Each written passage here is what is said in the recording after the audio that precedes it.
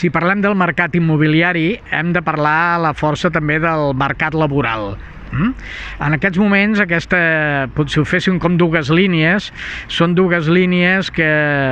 cada vegada es van separar més i cada vegada estan més allunyades una de l'altra. Per una banda,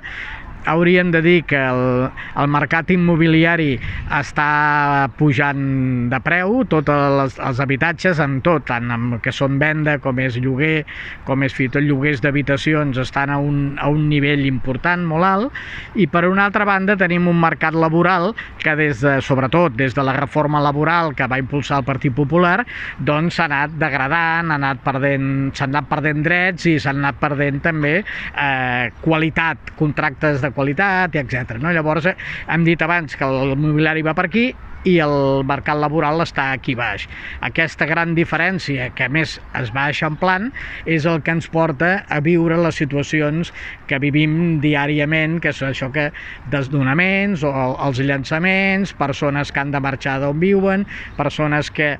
hauríem de dir que abans parlàvem molt de la hipoteca. De fet, al sortir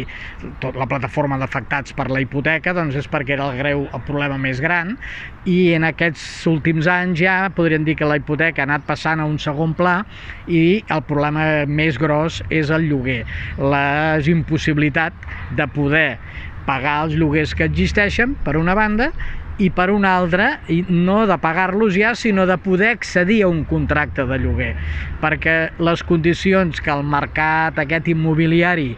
demana a les persones que van a demanar la possibilitat de llogar un pis són unes condicions que són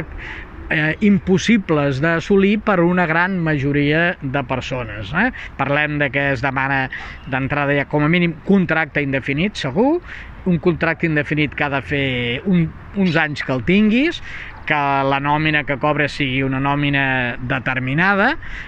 i per tant això ja exclou a moltíssimes persones de poder-hi accedir. Qualsevol persona que estigui cobrant alguna prestació, sigui l'ingrés mínim vital o la renda garantida, només pel fet de que els seus ingressos provenen d'aquí, també són rebutjats ja pel mercat, per les agències immobiliàries. Llavors, què li queda a una persona que li passa això? Anar a l'administració pública i convertir-se en sol·licitant d'habitatge públic. Això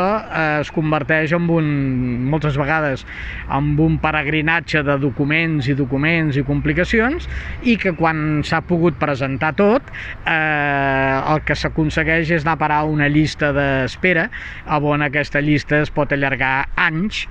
i no pots anar a accedir al mercat privat, el mercat públic no et dona solució. Quina és l'alternativa que li queda a una família? Doncs, per desgràcia, és l'ocupació. Tota aquesta situació que estem parlant, cal dir que des que hem iniciat ens hem situat amb la pandèmia i tots els confinaments i tota la problemàtica que s'ha generat, doncs tot això s'ha multiplicat i s'ha agreujat moltíssim, i ha servit també perquè afloressin molts d'aquests problemes que no es veien. I això ha fet que, per exemple, moltes famílies, moltes persones que mai havien estat en aquesta situació preocupant s'hi hagin vist abocades. I també molts dels casos de persones que estan inserits al mercat laboral, que estan ara sotmesos a ERTOs, per exemple, doncs tots aquests casos tampoc poden accedir de cap de les maneres a un contracte de lloguer, perquè només pel fet d'estar amb un ERTO ja no els hi accepten, diguem, de cap manera.